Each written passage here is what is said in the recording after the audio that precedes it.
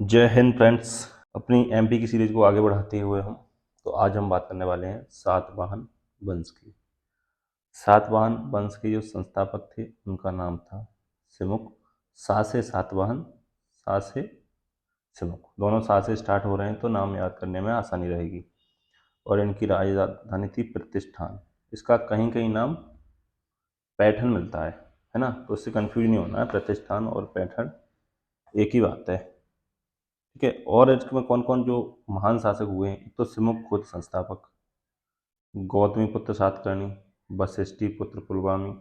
मतलब इसमें जो शासक हुए हैं उनका नाम सिमुक को छोड़कर माता के नाम पर, जैसे गौतमी पुत्र, वशिष्ठी पुत्र, है ना।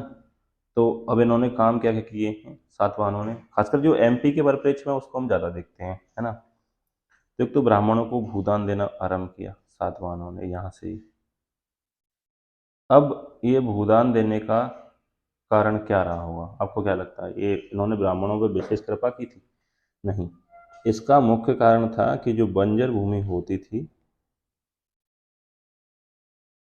उसको दान में दे दिया और बोला कि टैक्स नहीं लेंगे इस पे। ठीक है। दान में देने का यही मतलब था कि भूमि तो सारी राजा की रहती है, तो किसी को अगर दान दे दी तो वो टैक्स नहीं लेगा। राजा टैक्स नहीं लेगा तो इस बंजर भूमि को उपजाऊ बना लेंगे, और उपजाऊ हो जाएगी तो एक परिवार का भरण पोषण होता रहेगा। क्योंकि ये जो बंजर भूमि है तो वैसे किसी काम की नहीं थी, तो इससे अच्छा कि इस परिवार का भरण पोषण होता रहे। तो इसलिए इन्होंने भूदान स्टार्ट किया, और जिससे भूमि का विस्तार हो सका आगे चल के, नहीं तो भूमि का विस्तार ही नहीं हो पाता। राइट। और क्या किया इन्होंने? शीशे के सिक्के चलाए। किसने चलाए? गौतमी पुत्र सातकर्णी। सबसे महान शासक यही था, गौतमी पुत्र सातकर्णी। इसने शीशे के सिक्के चलाए। ये शीशे के सिक्के ऐसे होते हैं। शीशा एक धातु होती है, इसका एक गोला जो कहीं कहीं फिजिकल होता है, तो उसमें जो गोला फेंकते हैं ना, वो गोला शीशे का ही बना होता है।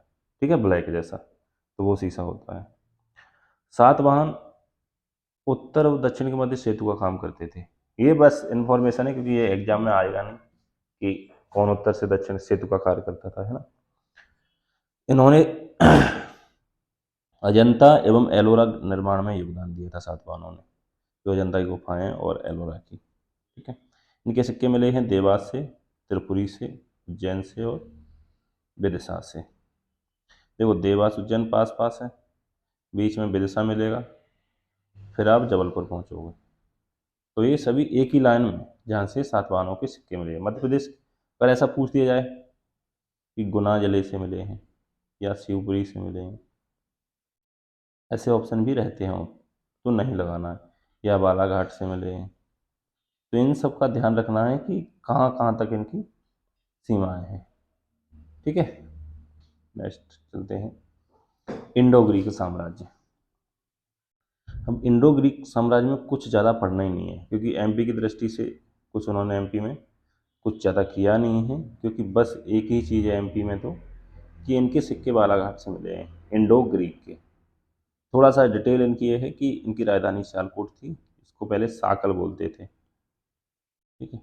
अगर आप यशपाल का दिव्या उपन्यास पढ़ेंगे तो उसमें साकल लिखा हुआ है। ठीक है। प्रमुख शासक थे मेनांडर। चर्चा में क्यों रहे? ये जो व्यक्ति दिखाई दे रहे हैं महापुरुष, इनका नाम था नागसेन। ये बौद्ध भिक्षु थे, और ये थे मेनांडर। इनको सरल नाम बनाने के लिए मिलिंद बोल दिया गया। इनको उन्होंने दीक्षा दी और ज्ञान कराया सत्य का। तो जो सत्य का ज्ञान कराया, इनके बीच में जो चर्चा हुई थी, उसी पर एक पुस्तक है, इसका नाम है मिलिंद पन्न या मिलिंद पन्नो। यही इंडो ग्रीक साम्राज्य यहाँ से था, अलेक्जेंड्रिया से लेते, और ये सब ही इन्होंने अपने कब्जे में ले लिया था। लेकिन ये एक कलर अलग दिख रहा है, तो इसको छोड़ते रहे होंगे बीच बीच में। अगला है शक राज्य। इसको कार्दमक वंश भी बोलते हैं। संस्थापक थे, मतलब शकों के अधीन कई शाखाएं थी, है ना।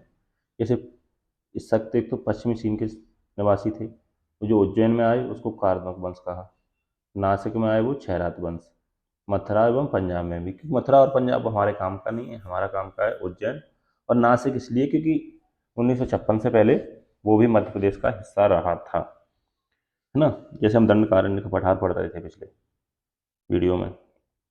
तो इसी उज्जैन के कार्दमक वंश की स्थापना की थी चेस्टन ने, और रुद्रदामन सबसे महान शासक हुआ इसका। रुद्रदामन ने क्या क्या काम किए? जूनागढ़ अभिलेख रुद्रदामन का, सुदर्शन झील का निर्माण, निर्माण न हो गए पुनर्निर्माण था, क्योंकि निर्माण तो चंद्रगुप्त मौर्य ने किया था।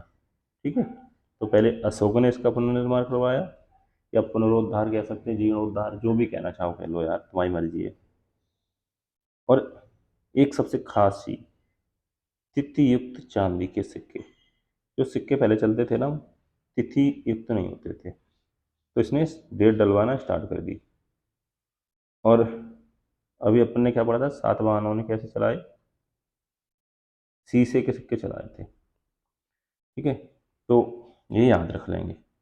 जो शक राजा होते थे वो छत्रप की उपाधि भी लेते थे।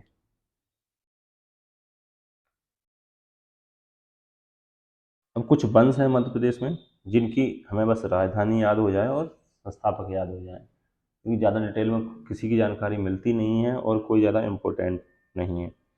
जैसे ओलिकर वंश मंदसौर में साम्राज्य था, इनकी राजधानी दसपुर थी। इसके संस्थापक थे जयवर्मन। ओलिकर वंश दसपुर, जयवर्मन। मग वंश, इनकी राजधानी बानवगढ़, जो कि उमरिया में पड़ता है। संस्थापक भीमसेन, अन्य शासक भद्रमग और शिवमग। पांडव वंश, ये वो पांडवों वाला पांडव वंश नहीं है, ये मध्य प्रदेश का पांडव वंश है ना। अनूपपुर और शहडोल के क्षेत्र में शासक हुए भरतबल, जलबल। ठीक है, ये नागबल, या नागालैंड नहीं है, नागबल है। परिव्राजक वंश, पन्ना में शासन था इनका। देवादय, प्रभंजन, हस्तिन, ये शासक हुए। शैल वंश, ये बालाघाट में, मंडला में, दो जगह था। श्रीवर्धन, जयवर्धन और पथुवर्धन, ये इसके शासक हुए। और मौखरी वंश मंदसौर में, यशोवर्मन यहाँ का शासक हुआ। ठीक है, तो ये अपन मैप के अनुसार देख लेंगे। तो ओलिकर वंश कहाँ हुआ? ये इस एरिया में। मगवंश कहाँ होगा? यहाँ पे उमरिया में। पांडव वंश कहाँ होगा? शहडोल और अनूपपुर में, ये वाला क्षेत्र। परिव्राजक वंश कहाँ हुआ? पन्ना में, ये वाला क्षेत्र। और शैल वंश बालाघाट तथा मंडला, ये वाला इलाका। और मौखरी वंश पुनः मंदसौर में। तो ओलिकर वंश और मौखरी वंश दोनों मंदसौर में ही हुए, अलग अलग समय में। ठीक है, तो मैप में एक बार अच्छे से देख लोगे तो एग्जाम में चीज़ें याद आ जाएंगी। और हमारा बस टारगेट एक ही है कि एग्जाम में चीज़ें याद आ जाएं, बाकी ज्ञानी बनने में कुछ नहीं रखा।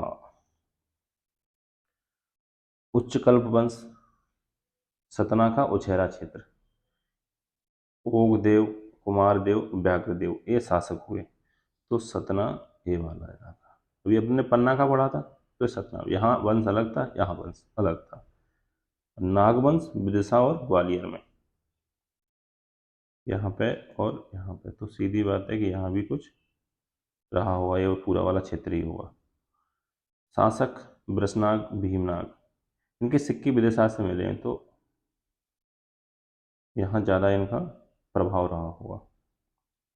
ठीक है, अगला है गुप्त काल।